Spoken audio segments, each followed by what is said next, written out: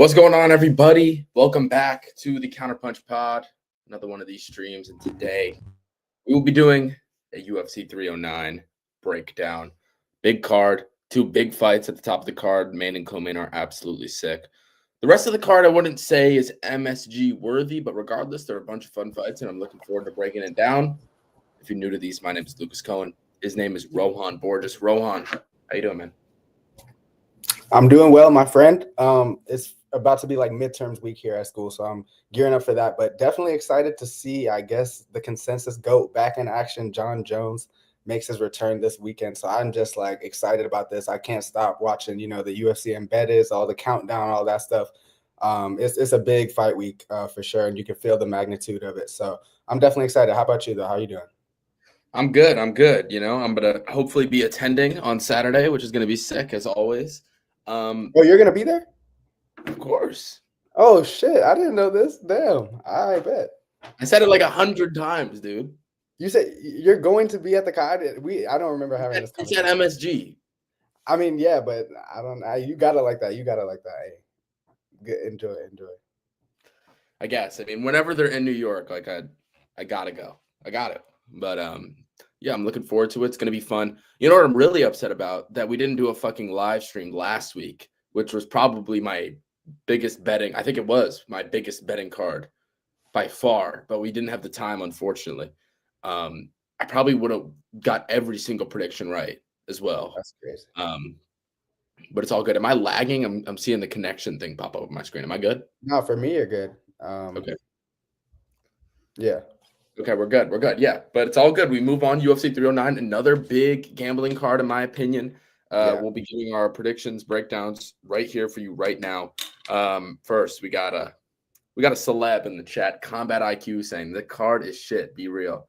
Nah, the two main fights are bangers, bro. I'm excited. I agree. Like it's top heavy. It's definitely top heavy. Like you're looking at the bottom of the card and you're wondering, all right, who are these guys? But then you inch closer to the top and you see Charles Oliveira, Michael Chandler. There's some legends on the card too. Jim Miller is on there. I don't think it's terrible. It'll be okay. It'll be saved by the two main fights, like you said. Yeah, most likely. I'm looking forward to it. And yeah, let's get right into it.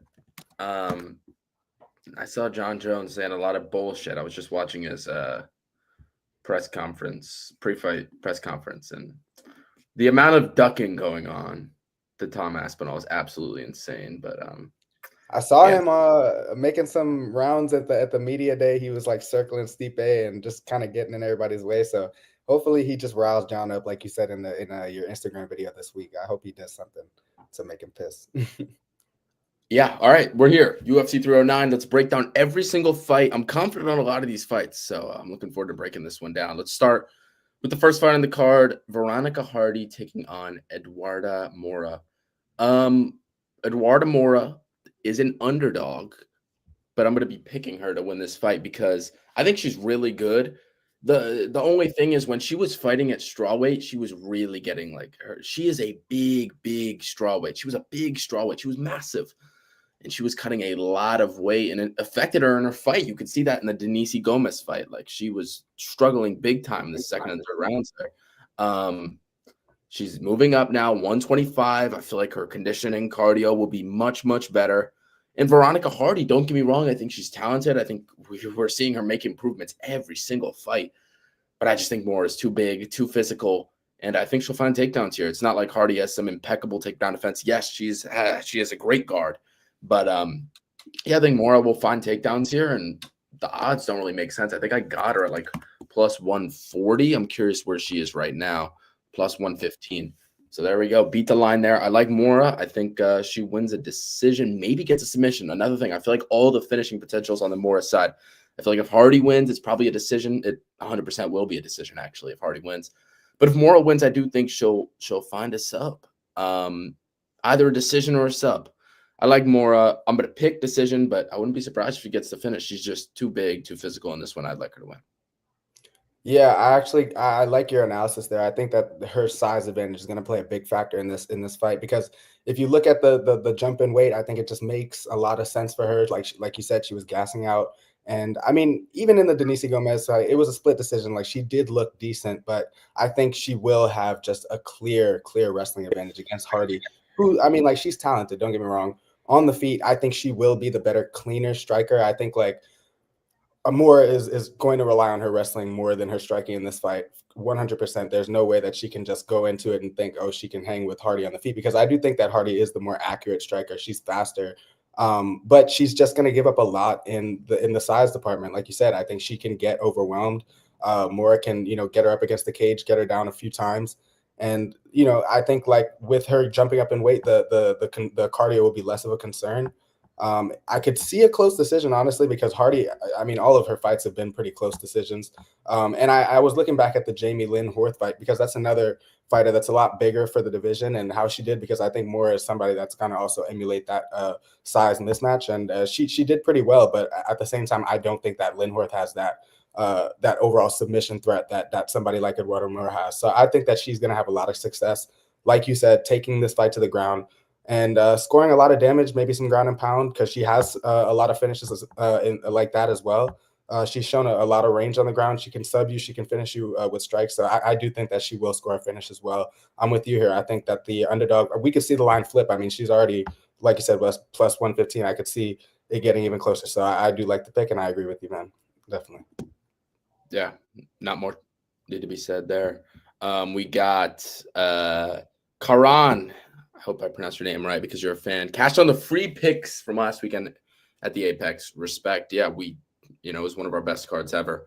The reads were perfect, and we cashed out, so I'm glad you made some money as well. Let's move on. Next fight on the card, Oban Elliott versus Basil Hafez. Yeah, another one I'll just give to the live viewers out there. I like Elliott to win, and I'm glad I beat the line massively. Like it says right here, he's minus 155. I got him at minus 175, and now he's what, minus 260? 225, I've seen. Oh, minus 260. Wow. Minus 270 on DraftKings, minus 278 on DraftKings. I feel like that's where the line should have been to begin with. Minus 175, in my opinion, was an absolute steal. Yeah, I think Oban Elliott, this is just a great matchup for him. Basil Hafez, I was never really impressed with in the first place. He was a massive, massive favorite against Mickey Gall, and I placed a small bet. I placed a small bet on Gall because, Jack Della Maddalena, the reason he underperformed in that Hafez fight was because he did like 2 weight cuts in a week, and he just made Hafez look better than he actually was. And then you see, Mickey Gall actually has a bunch of moments against Basil Hafez. I think he dropped them in their fight. We'll talk about Mickey Gall in the fight after this, I believe. But yeah, this is a step up from Mickey Gall now. Oban Elliott, he's in the prime of his career. He looked so good in that Preston Parsons fight. I think Hafez is, going to swing bombs and look for takedowns. And Elliott, honestly, has some of the best takedown defense I've ever seen. Like Preston Parsons was deep into multiple takedowns in their fight. And Oban Elliott stuffed every single one, except maybe one. No, I think he stuffed every single one. And he's got great durability. I don't think he's ever been knocked out. Maybe on Cage Warriors he did, but that was a while ago. His only 2 losses were in Cage Warriors, but it was a while ago. I think he's improved massively ever since that Contender Series win against Kike Brito was a good one as well. Very close fight, but he won. Yeah, I think he wins. He's got a 1-inch height advantage, same reach, but I do feel like he'll just hit him with the jab, hit him with the 2, stuff the takedown, and be more durable here. I think Elliott either finds a late finish or wins a decision here. I like Oban Elliott. It's a pretty big bet for me.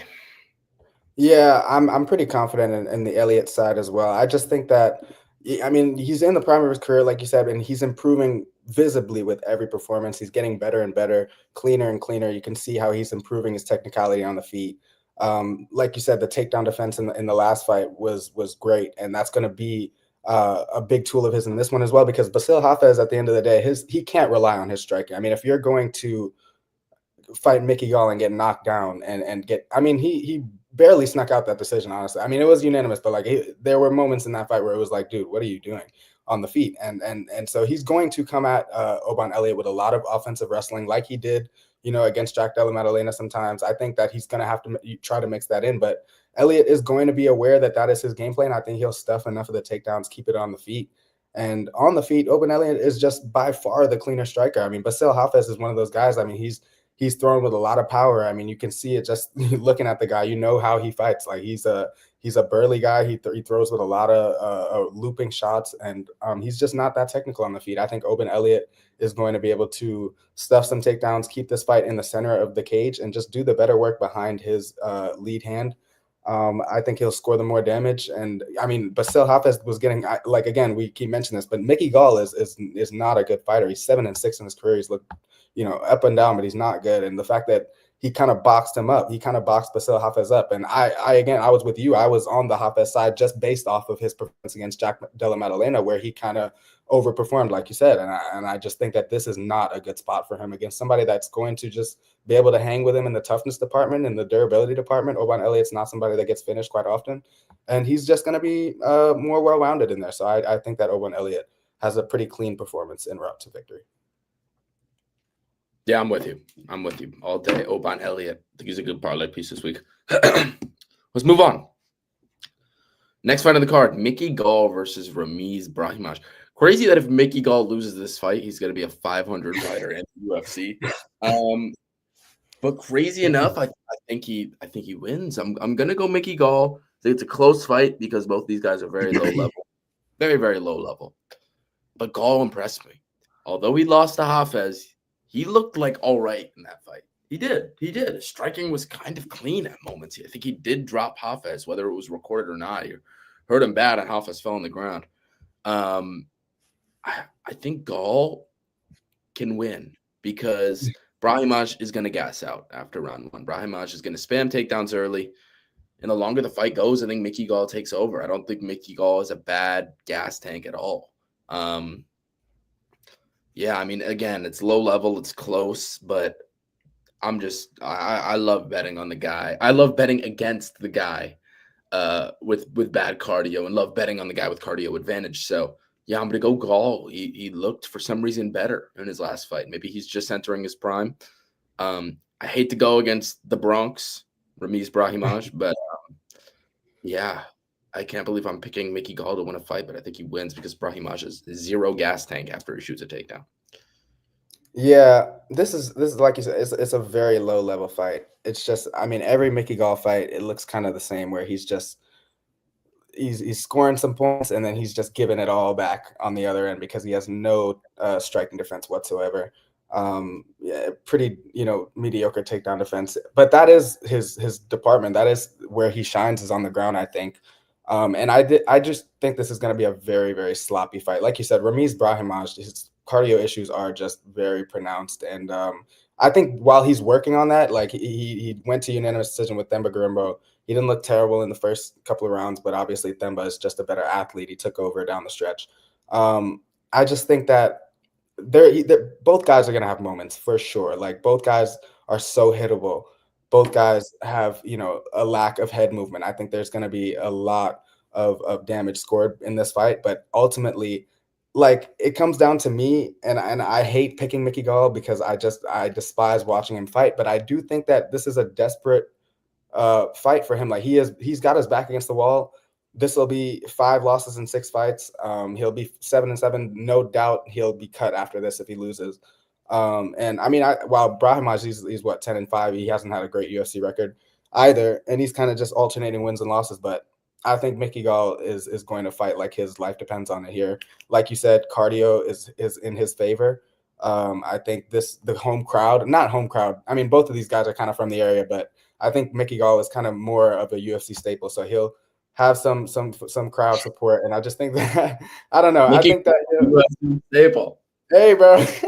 Then Ramiz Brahimaj, I don't know. Some people know Mickey Gall, but I just think that ultimately, like I said, he's gonna fight desperate, and he has enough tools in the bag on the ground to be able to score some points, hold him down, hold Brahimaj down when he's feeling the cardio issues. And I think that he'll ultimately have enough to pull through. But it's going to be an ugly fight, and I could see like a split decision. Honestly, I could see Brahimaj knock him down a couple times in the first round and Gall coming back or something like that. It's just going to be a real ugly scrap. But hey, it could go either way. I'm going to side with Gall, though. I kind of agree.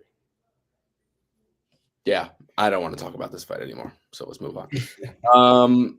Before we move on, got my boy Tate in the chat. What's going on, Tate? They're always jacking you that you're better. It's all good though. My We boy move on. Tate, that's my guy, my day Shout out one. to, shout Been out to Tate. locking. Yep.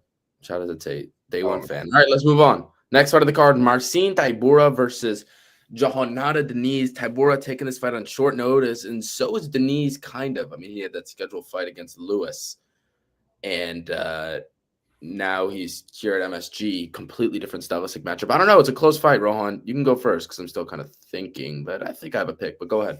Yeah, my pick here is going to be Tybura. I just think that, look, I would have picked Denise against Derek Lewis. I just thought that was a good stylistic matchup, just given that Lewis is not the type to really fight back once he feels any type of pressure. He's going to shell up and let you tee off. And Denise hits hard. Like, he's a huge guy. He's 6'4", he's undefeated. So kind of picking against him, I don't know. But he is the underdog, right? And I think that Tybura, like, it's weird to say, but like whenever he's got a guy that like he's clearly better than, he kind of just takes care of business. Excuse me. There's guys where he'll step up and fight a Sergey Spivak who's a little better. Tom Aspinall is a little better. These Sergey Pavlovich, these kind of guys, and he always will get put in place by those type of heavyweights that are in that better level. But then the other tier, because heavyweight is just, there's a big fall off. We both know. And when he faces those guys in the lower tier, he just kind of does what he does. And I just think, not to say that Jonathan Denise is bad by any means. I think this guy has like potential to be a heavyweight factor with the power that he has just in general, but like he has no takedown defense. And Marcin Tybura has decent grappling. And I think he's shown that time and time again. He's able to take guys down and hold them there. He did it to like Walt Harris. He's done it to a bunch of other guys. I think that he'll be able to do that to Denise. Like 1 minute, he's got to survive. 2 minutes, he's got to survive. That's when Denise is going to be more dangerous. But when that cardio starts to kick in, Tybura starts to feel a little more comfortable. I think he'll get the fight to the ground, score some ground and pound, maybe submit him, honestly, because, I mean, Denise, I really haven't seen anything from him on the ground. So I think Tybura's live for a finish, but I'm just going to pick him outright. Just I think he's got the favorable stylistic matchup. So that's me on this one. I'm going to side with Tybura. Yeah, I don't know. Like if the Johannata Denise versus Carl Williams fight didn't happen, I'd be max betting Tybura at this line. But Denise stuffed a lot of takedowns against Carl Williams, who's a guy that he goes all out for the fucking takedown. I mean, yeah, all out for that takedown. So Denise actually really impressed me. Yes, he got taken down in that third round and kind of slowed down, but the amount of improvements he showed for that Austin Lane fight to the Carl Williams fight, you got to think he's making even more massive improvements now. Where I want to pick Denise with confidence because, glory kickboxer, making improvements at that takedown defense ground game. But the thing is, he's had 2 weeks to prepare for Tybura, right? A week and a half, a week, really, right? He's cutting weight now. He's not really game planning for him anymore. He was fighting Derek Lewis before that. Derek Lewis was going to come out there and swang and bang. Now Tybura is going to go out there and just trying to hold on and gas him out. But I'm still going to pick Denise because I think Denise is by far the better striker. And I think this fight goes the distance. I don't think there's a knockout here. I think Denise wins round 1 on damage. I think round 2 is very, very close, but I'll side with Denise on damage. But Tybura will get takedowns, and then round 3, I think Tybura will dominate. But I'm going to give 1 and 2 to Denise on damage, and that's why I like him at plus money here. I think he's a good dog bet because I think this is a 52-48 fight in favor of Denise, just because the judges have been favoring damage over control more recently. So in that case, I'm going to take Denise. I like Johannata Denise. Again, Tybura on short notice, both kind of on short notice. I'm really interested to see how this fight plays out. I'll side with Denise for now, though. Let's move on. Next fight on the card, we've got Roberto Romero versus David Onama. Yeah, this one may be another one of our quickest breakdowns ever. Roberto Romero is not UFC caliber. He sucks, and David Onama is going to kill him. What do you got? Yeah, he's the biggest favorite on the card, and that's saying something because Rufy is like minus 900. But yeah, watching the tape on Ramirez, he's just got nothing to offer. He's so sloppy. He gives up takedowns like nothing. And David Onama is just going to be able to do whatever he wants. And that's like David Onama. So, yeah, I don't know what the UFC was even doing signing this guy. Yeah, they had to find somebody, right? He stepped down on 3-4 days notice, very, very short notice. And I think Onama's good. You look at the competition he's faced. Jonathan Pierce beat him. Santos beat him. Lost to Landwehr in a weird fight, but he's faced by far the better competition. I like Onama. I think it's just night and day here.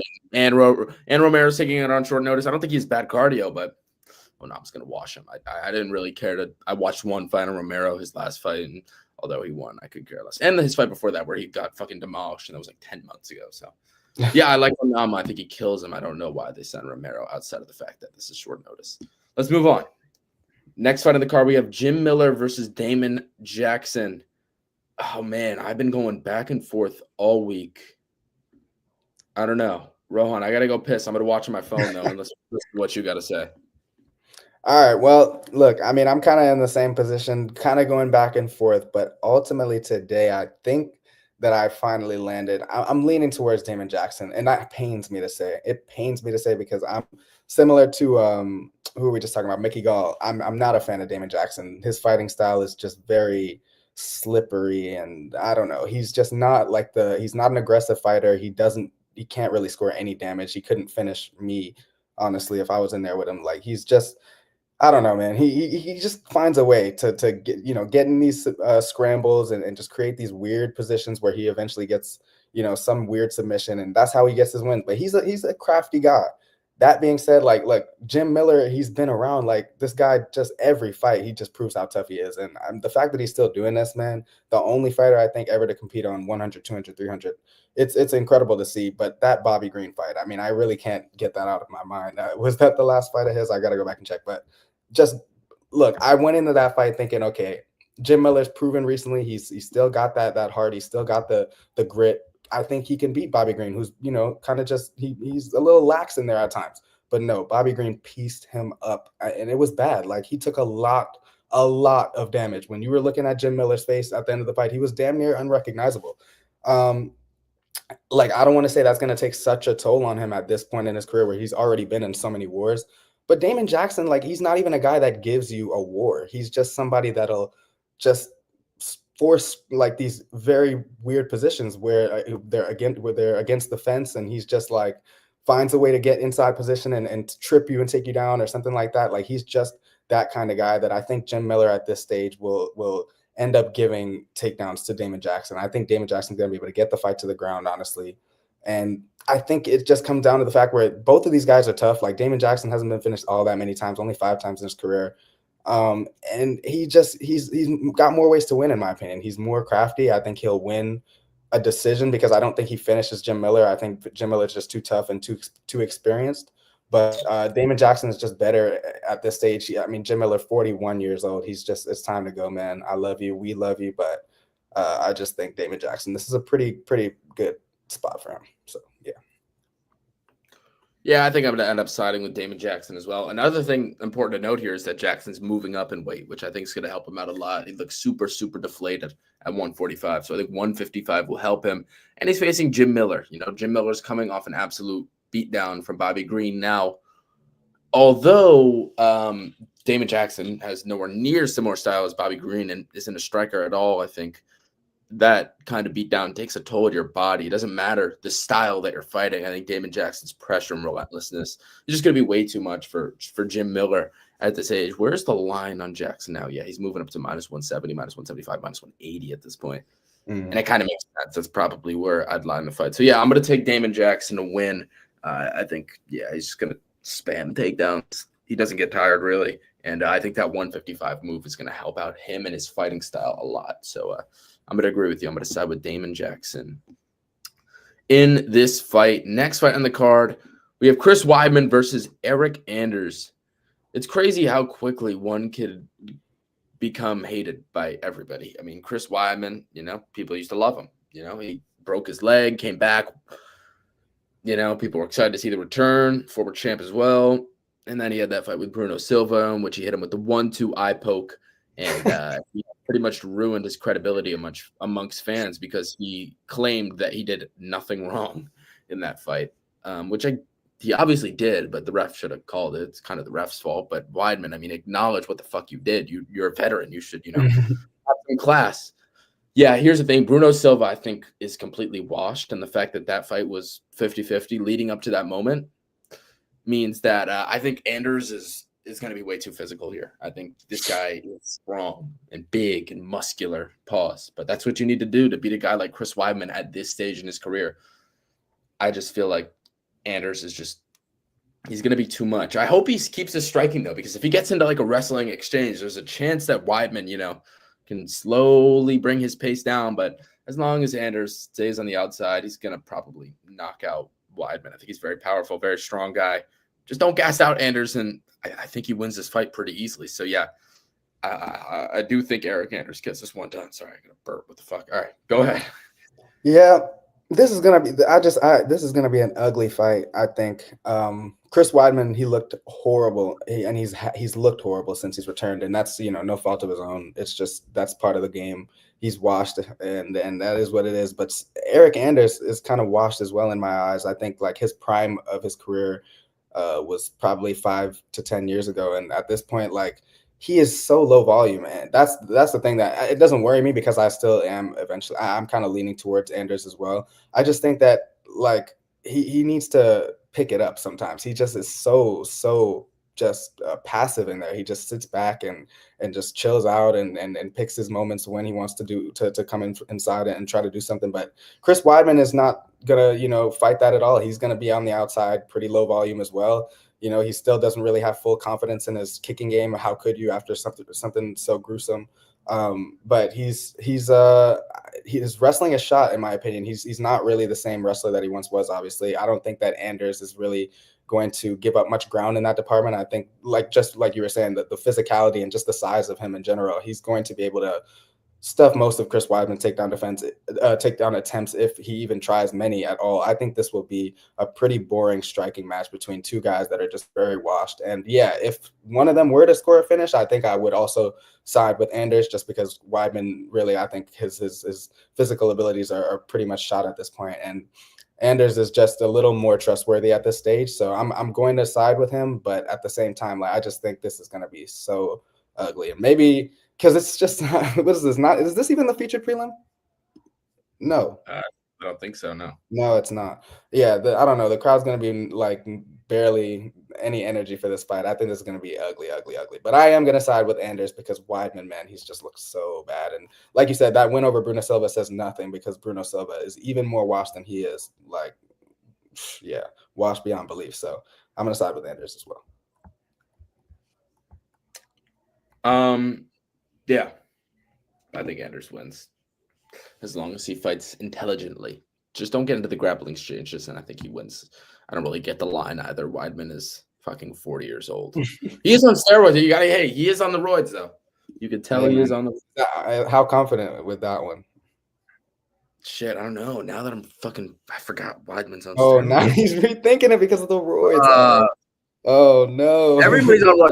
For those that don't know, everybody's on roids in the US. Like 70% of the roster's on roids. Did you guys see Carlos Leal a few weeks ago?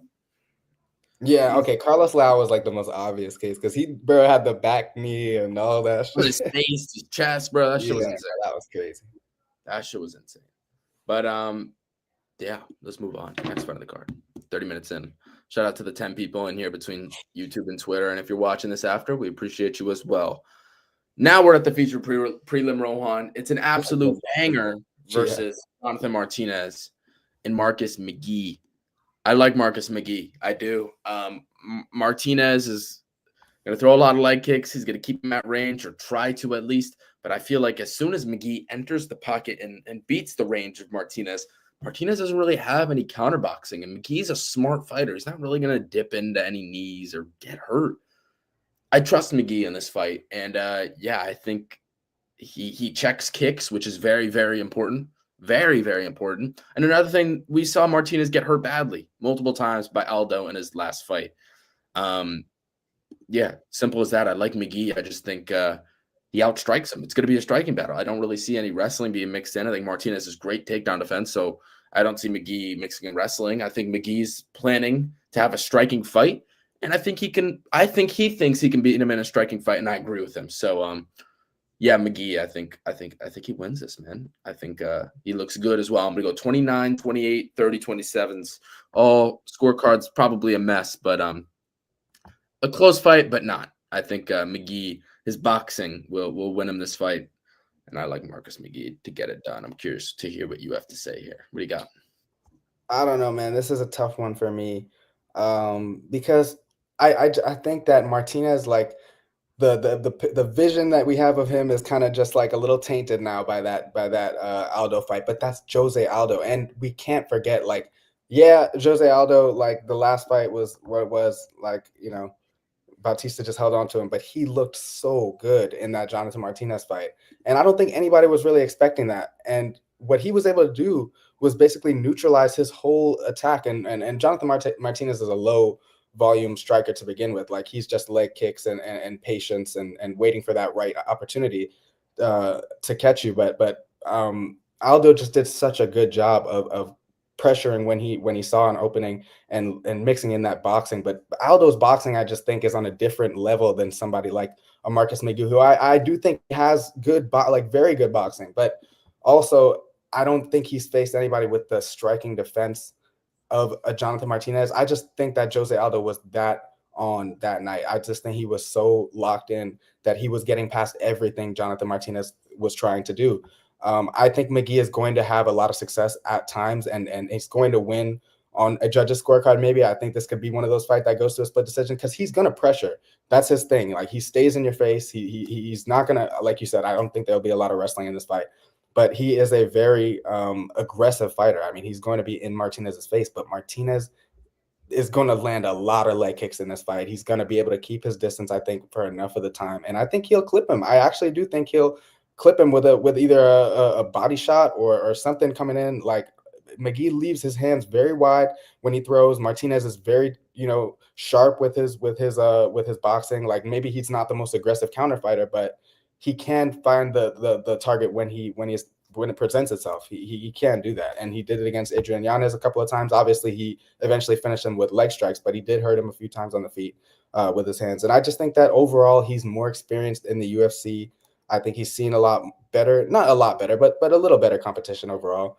And I think this is going to be a close fight, but I'm going to side with Martinez. I'm going to side with somebody who I believe is just a cleaner overall striker and won't have to worry about the threat of the wrestling like he did against Aldo. Like, Aldo was threatening the takedown at times, got him down a couple of times. I think Marcus McGee doesn't really do that same thing. So I think that wait, say that sentence again. I'm saying Aldo was the threat of the takedown was there, but McGee, I don't think he's going to be able to. Not. What do you mean? Was it really?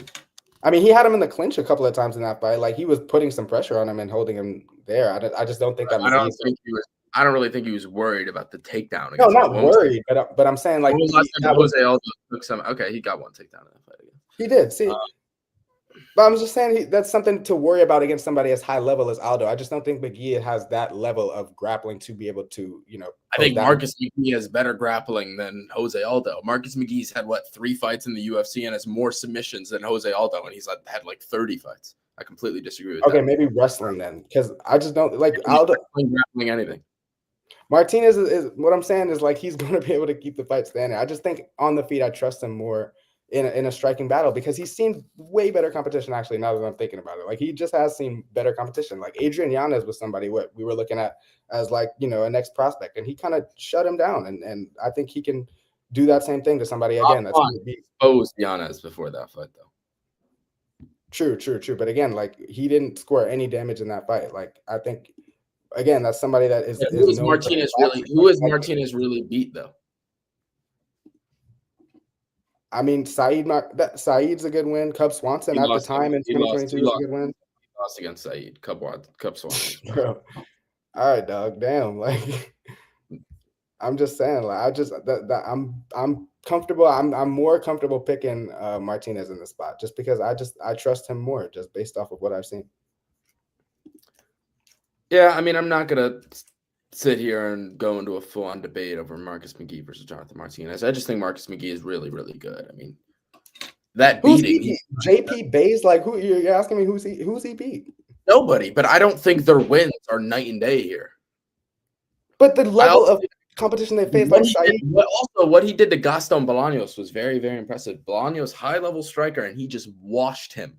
That's another kicker right there, and he just washed him on the feet.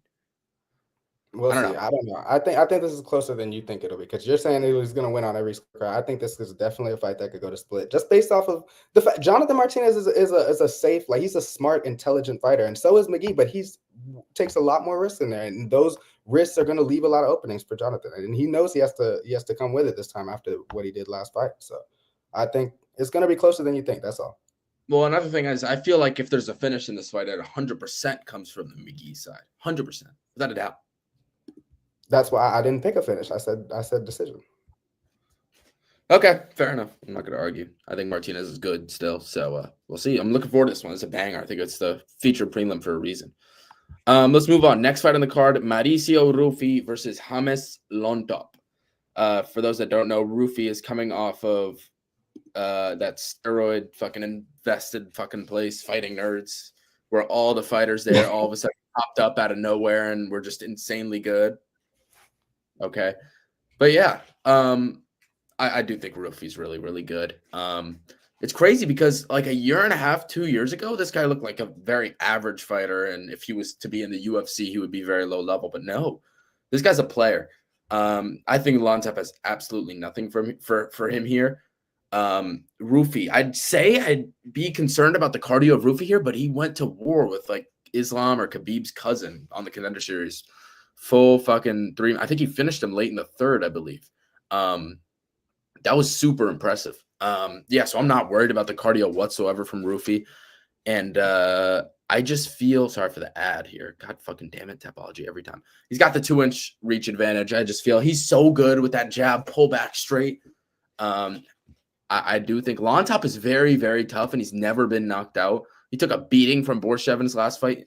I don't know how that was a split decision. That was insane. He clearly lost that fight and got fucking hurt multiple times, but he didn't get finished. But I think he probably does suffer his first knockout loss here. I think Rufy sets the trap and lands a right hand that hurts Lontop. I won't say Lontop goes out cold, but he hurts him badly and finishes him. I mean, there's a reason Rufy's minus 900 here. And yeah, again, like it's insane the amount of improvements this guy has made in the past 2 years. It's ridiculous. I mean, dude, 6 months before his fight on the Contender Series, this guy looked so average and okay. And then he goes out there and beats a legit fighter on the Contender Series. Yeah, I think Rufy's really good, and I think this is a spotlight fight, and I think this fight should also not be sanctioned because I think Rufy's going to demolish James Lontop. What do you got? I don't have really much to add. You said it all. I mean, this guy is a real deal. I mean, the way he fights, it's kind of like a semi karate style, like very loose and just passive with a style, but he is so accurate and so fast. I mean, with everything he does. And the thing about it is these guys that are so unpredictable and they can mix it up in there with, I mean, the Jamie Malarkey fight, I remember he went for this like trip where he just like put his hand on the ground. It's one of those like leg trips where he's just like going full parallel to the ground and you can't even really prepare or defend for that. Like he's got so much in his bag. I just think that he is so well-rounded, and everybody in that camp, how can you really bet against the Fighting Nerds right now when they're doing what they're doing? I know you're saying all of them are on steroids, and hey, maybe there's some truth to that, but these guys are nonetheless, they're freaking taking heads, man, right now. They're just coming out and you know, staking their claim. So I think that this is another, like you said, it's a great spotlight for Rufy to just show again why. I mean, he is the prospect that we've hyped him up to be, and now at this point, everybody in that camp at this point, but he is definitely one that I could see making some real noise just based off of his striking arsenal. He is so nasty. And James Lontop, like you say, he's tough. He's got some durability, but ultimately, that's not enough against these guys. And it just the fact that he's been knocked out. I've been prone to this the last couple of times, like not picking the knockout because the guy's never been knocked out. Like when the case of like Prates versus Jing Liang, like you just know these guys are going to get finished. And I think this is another case like that. Like Lontop never been finished, but he's also never faced somebody as capable of finishing him as Mauricio Rufy. So I agree with you. I think this is going to be quick work. I think he's just going to go in there, have all the confidence in the world, and score an easy finish victory. Yeah, I couldn't agree more with what you said here. I mean, Rufy had one of the most impressive UFC debuts I've ever seen. Like him and like my titty back oral by.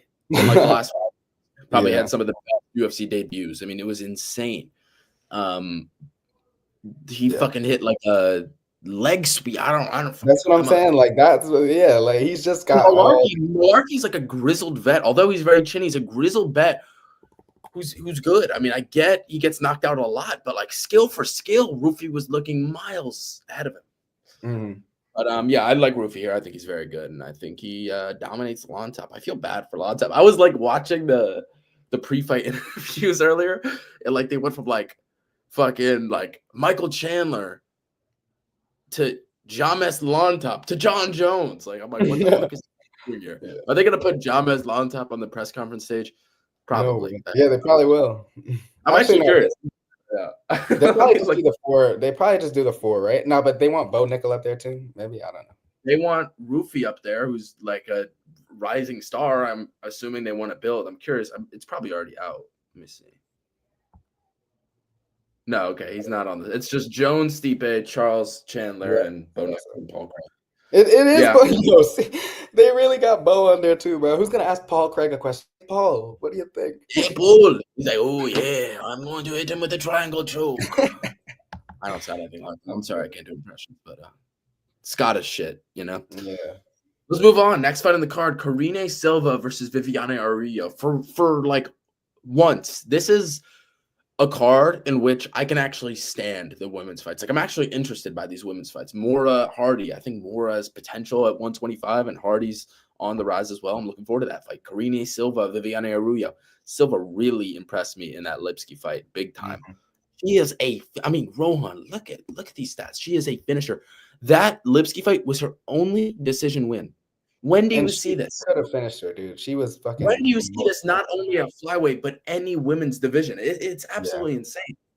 I like her a lot. Viviane Araujo has never been finished ever, Rohan. But I do think this is the first time she gets finished. I do. I feel like she puts herself in bad spots as the fight goes on, because we've seen her slow down massively in multiple fights. And yeah, I just feel like Karine Silva is so fucking dangerous. Not only does she have an insane submission game, but we found out that she's got great striking as well in that Lipsky fight. She dominated that fight. Yeah, I was so impressed with Silva in that last fight, and I think she's a great parlay piece this weekend. She's very skilled, and I think this is going to be a big win for her. And do I think this fight should be on the main card? Fuck no. I feel like Jonathan Martinez McGee should be on the main card. A few other fights on the prelims should be, even Weidman.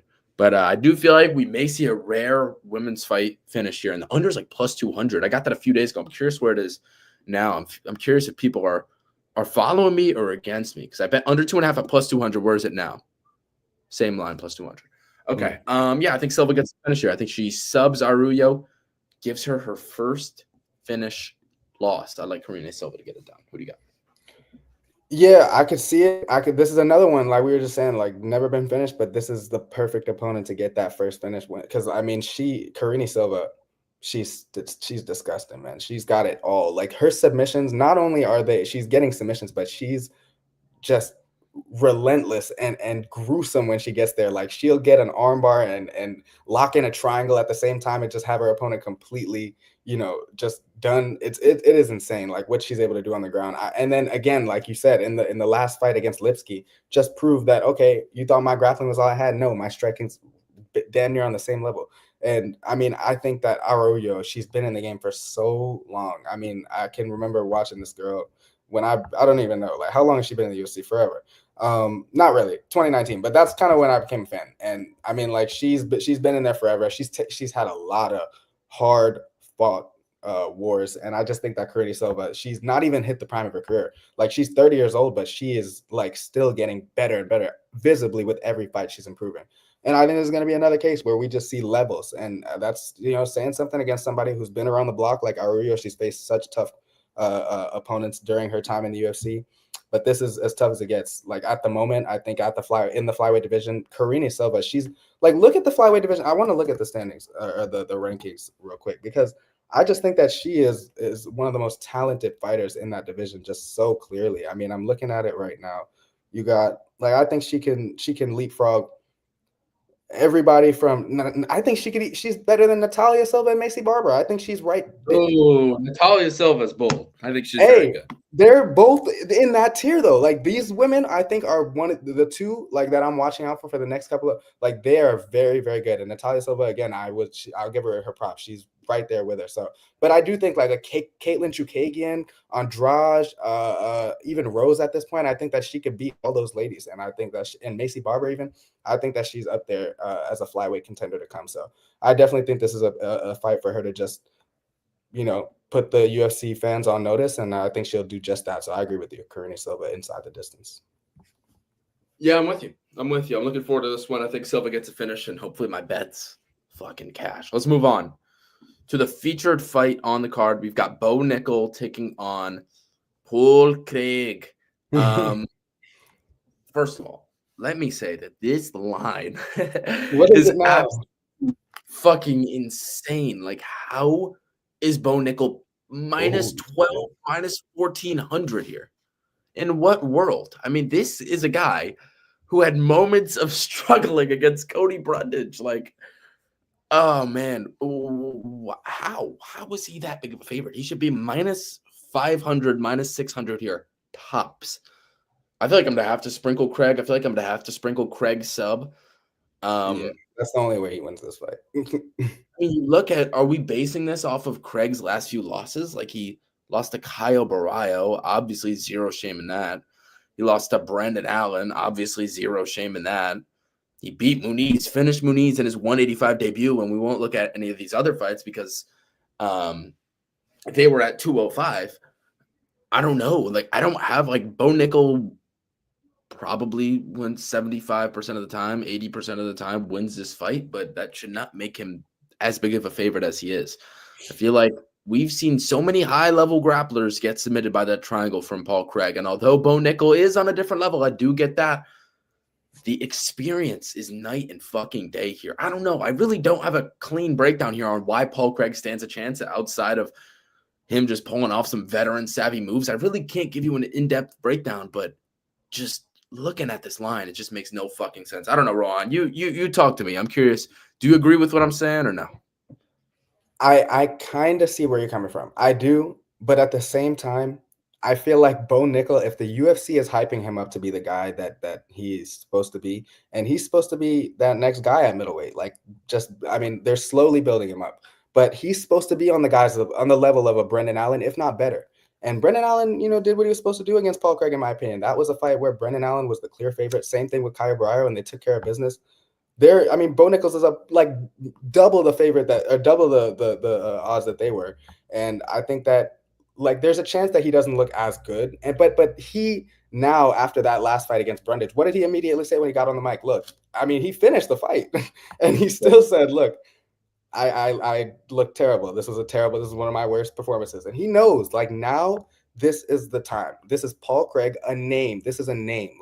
We know who Paul Craig is. He's been around. He has some gruesome finishes, and he's hard to finish. That's the thing. A finish over Paul Craig would do a lot for Bo Nickel. I think that'd be a big win, a big, chip, a big stamp on his or pat on the back, whatever you want to say. I think that Paul Craig's style is just horrible. For this matchup, what does Paul Craig have? I just don't know. Other than on the feet, the guy is just he's slow at this point. He's old and he's slow. I think Bo Nickel has the speed advantage. The pressure is going to be on his side. He's going to score takedowns because Paul Craig fucking jumps guard and likes to fight off of his back anyway. So like you said, the Paul Craig win comes by submission. There's no decision victory for Paul Craig.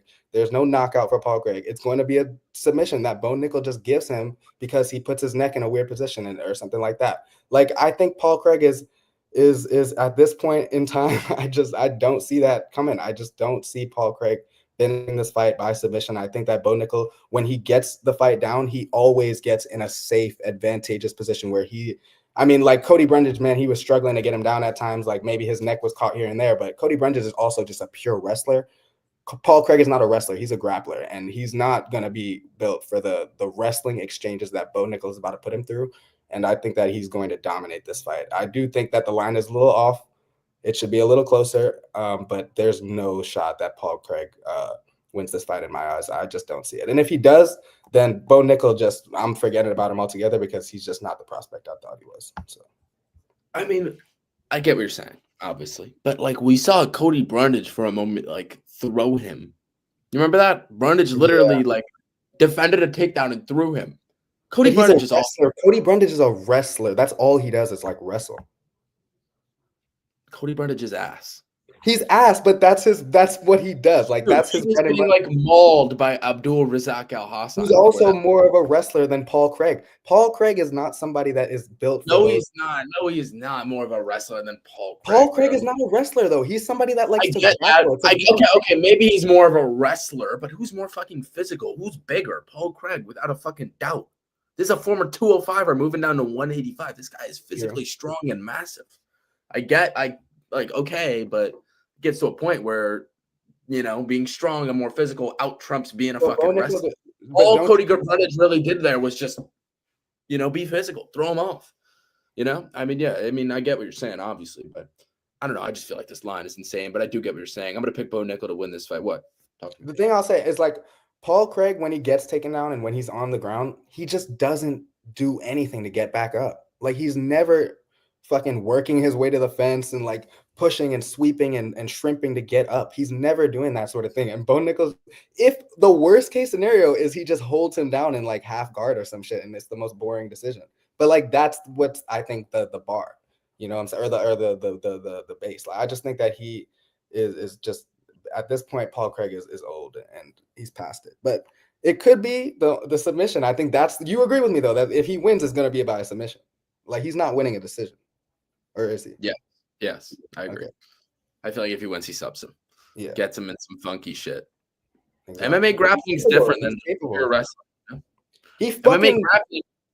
Jamal Hill, we all remember that, right? Like, Jamal Hill wasn't doing anything wrong, it seemed, and all of a sudden his arm is fucking broken because this guy just caught him in some shit. So hey, the chance is there, but it's slim. So yeah. I don't know. I think Paul Craig has a chance here. I think this line is nuts, but yeah, let's move on. Co-main event, a rematch, a 5-round rematch. It's Charles Oliveira taking on Iron Michael Chandler. Oh shit, my bad. Wow, really? That's my fault. Talk about it. Hey.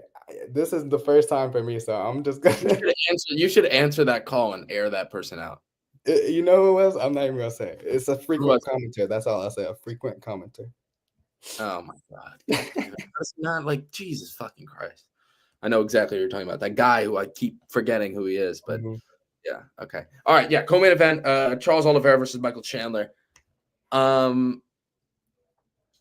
Obviously, Michael Chandler can win this fight. Like, I don't get the line at all. Again, I get Oliveira won the first fight, but in that first round, that is a finish. Like 75% of the time for Michael Chandler. I mean, he had him fucking on the ground, beating him up, and Oliveira just survived, right? A lot of referees call that a fight, especially nowadays, where, you know, you get called out for late stoppages much more than you used to due to this whole, you know, MMA Twitter fiasco. Everyone, you know, criticizes you for every little thing. I don't know. I feel like Chandler could do the same thing. I feel like he could hurt him early. I feel like this fight ends within the first 2 rounds. If Chandler doesn't get it done in 1, I feel like Oliveira subs him, maybe finishes him. I don't know. I just don't know where Chandler is. I mean, it's been such a long layoff. Does that matter? I don't know. He looks incredible shape. Oh, man, I don't know. It's a tough fight to call. It's a very, very, very tough fight to call. My main prediction, my most confident prediction is this fight ends within the first 2 rounds. And I'm curious what the line is. I know the under 1.5 is like minus 115, yeah. Under 2.5 is minus 260. Talk about a jump. Yeah, I feel like this fight finishes within the first 2 rounds. I think that's a good bet. It's just, who is it gonna be? I think this line is nuts. I think Chandler can definitely knock him out, but I see like Chandler like shooting a takedown and getting caught in a guillotine or some bullshit. I don't know, man. This fight's finishing within the first 2. I don't have a straight up prediction because I think Chandler stands a real chance, and it looks like he's on more roids than ever. But again, that layoff. So I don't know. And he lost the first fight to this guy, which definitely plays an effect when it comes to the mental side. I don't know. Tough fight to call. I'll let you take a prediction here first. One thing is not going to happen is he's not going to freaking shoot a takedown. There's no way. Hey, the CT can't be that bad that he shoots a takedown on Oliveira, bro. But I don't fucking know, man. I think it's just going to be fucking fireworks, just like the first one. It's going to be the exact same thing as the first fight. These two are going to meet in the center of the octagon. Charles Oliveira is gonna fucking throw his accurate ass left hooks and his straight punches, and he's gonna catch Michael Chandler. And Michael Chandler's gonna catch him with some overhands. He's gonna catch him with some hooks of his own. It's just gonna be chaos. And I mean, the line, like you said, dude, Michael Chandler he basically had him out of there if he wasn't an idiot, or if Charles just didn't, he was like possessed or something, the way he was able to evade those shots on the ground and ultimately win that fight. But he had him just dead to rights. He was out of there.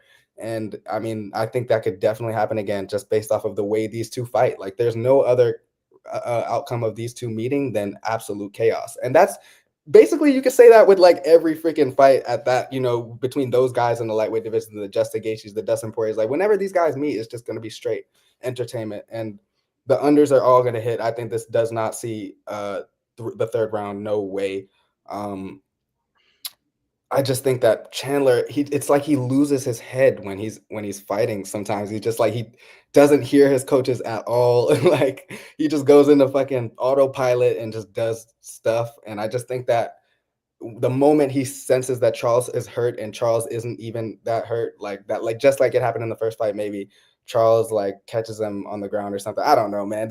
Like, I want to pick Charles is what I'm saying, just based off of the fact that he's been more active. He's seen, Arman recently. He's seen Beneil recently. He's been in there. Michael's 2 years out at this point. Like, he's really just going to have to come in and pick it right back up. And I don't know how easy that'll be. So I think just the safer pick is Charles. But again, it's not safe at all, because he's fucking hurt in every single one of his fights. So I don't fucking know. I'm just going to say Charles by jumping fucking triangle. That's what I'm going to say. Wow. A flying triangle prediction? Is that what you just said? Jumping triangle, sub Charles Oliveira, round 2. Chandler doesn't even know what the fuck happened. That's my prediction. Oh, man. I'm going to say Chandler knocks him out. I think. I'm kind of like... in round 1. Because that should have been a fucking finish. That should have been a finish. You can hear me from over here, by the way. I'm just trying that should have been a finish in that first fight. I mean, he had him fucking rocked, dazed, all over the place. That would have been called.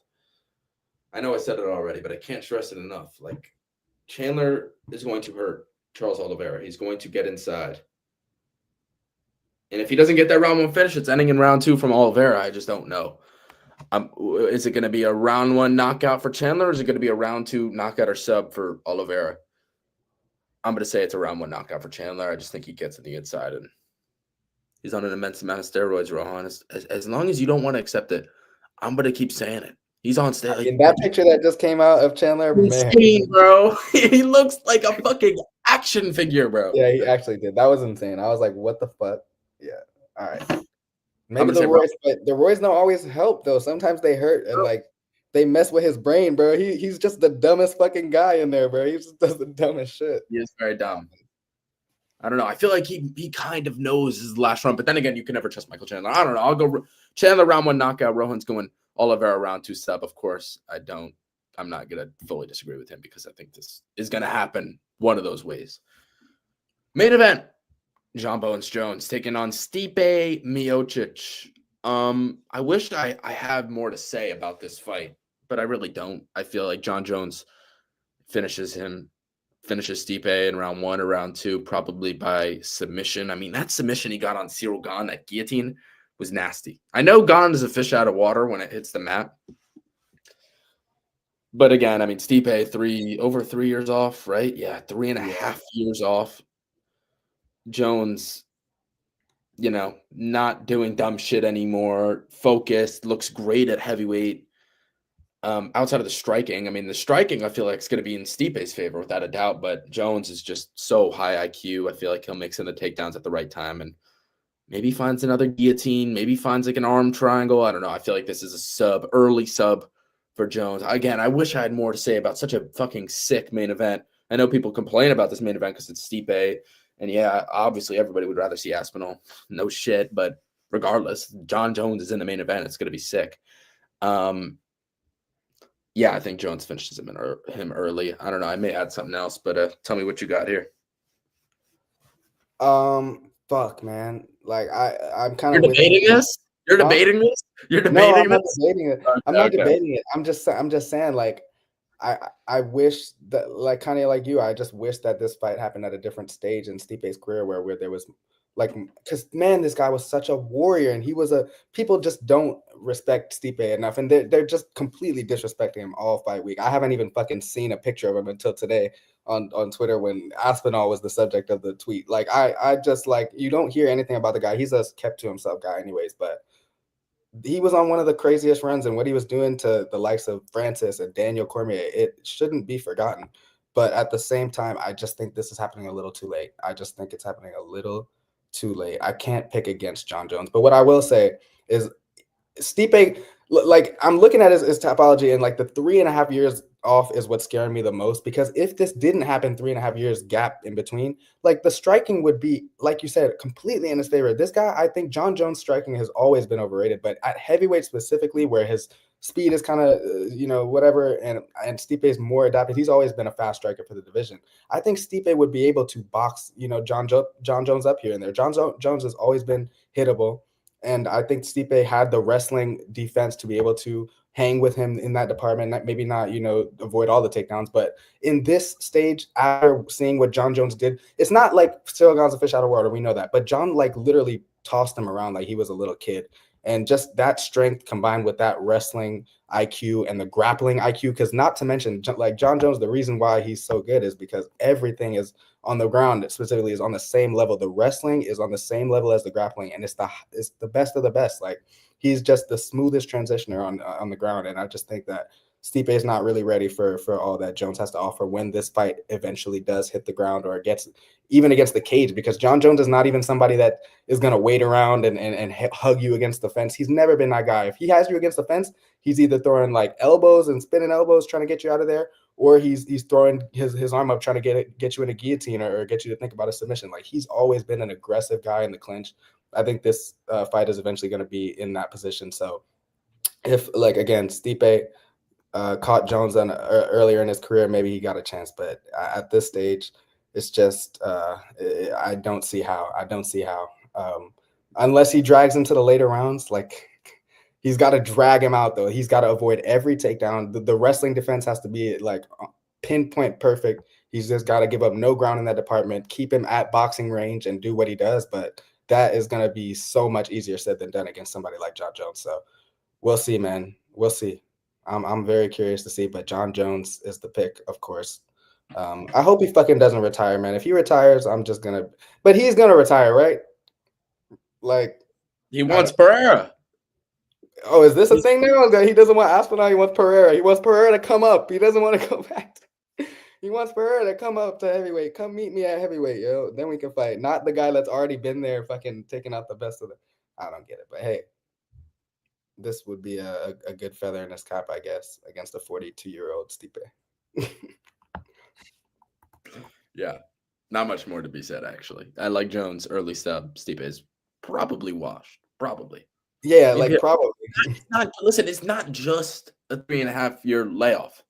It's a fucking brutal knockout from Francis Ngannou. Yeah, he could get fucked up enough. But I think that layoff was what he needed, like 3.5 years to recover that chin. Now it's fully there. Now he's ready to go. He did a 24-hour shift at the firehouse, bro. 49, Rohan. He's 49, dude. He's 42. Hey, if fucking Arlovsky is still fighting at 45. Oh, Arlovsky. That's what they were comparing. I was just looking up, like, who's the oldest active fighter. Arlovsky, if we're comparing Stipe to Arlovsky, this fight might end. But yeah, that's all we got.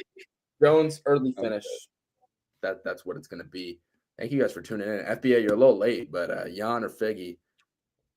Figgy's an underdog, but I think, dude, his power is translating well. I don't know. I got to think about that a little more. That's a banger. Make a topology group. Okay. Who do you got in this one, though?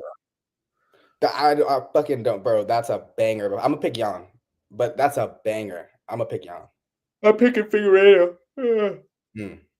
Yeah, the takedowns. That's either the takedowns or the bro. But Jan, I used to be a Jan hater back in the day when he was taking out Jose Aldo, Big Aldo, and Aljo and Aldo and them. But now I'm on Jan's side. I think he's still so talented, and I don't know. That's a fucking nasty fight, though. I'm so happy they made that. I really don't know, but it's a banger. Yeah. Okay, guys. Thank you very much for tuning in. we'll be live with the parlay show. Yes, we will be, Rohan. Yeah, Right? yeah, for sure. Right. Tomorrow, let's do it tomorrow. I'm down. Okay, we can do it tomorrow. I'm Tomorrow. ready. Let's do it tomorrow. Okay. Any final words? Hey man, this is John Jones fight week. So hey, if he loses, everybody, it will be one of That would the be insane. That would be insane. It will be insane. I don't care what anybody says, bro. If he loses, and I know so many people that will be so happy. So hey, if you're on the other side, it could be good for you too. But man, I'm excited. Enjoy this weekend. We'll see you tomorrow. We'll see all y'all. Keep an eye out on the Instagram because more content dropping there. Join the Discord. Y'all know what to do. Link in the description. We'll catch it. Hey, he didn't forget the outro music. That's how you know it's gonna be a good week. Be a good one. Couldn't have said it better. Everybody, thank you very much for tuning in. It's been Lucas and Rohan. Let's turn this up a little bit. Sayonara. Have a good one, everybody. See you tomorrow. Tomorrow. Where's my thank you screen? It's gone. What the fuck? No. There you go. Bye.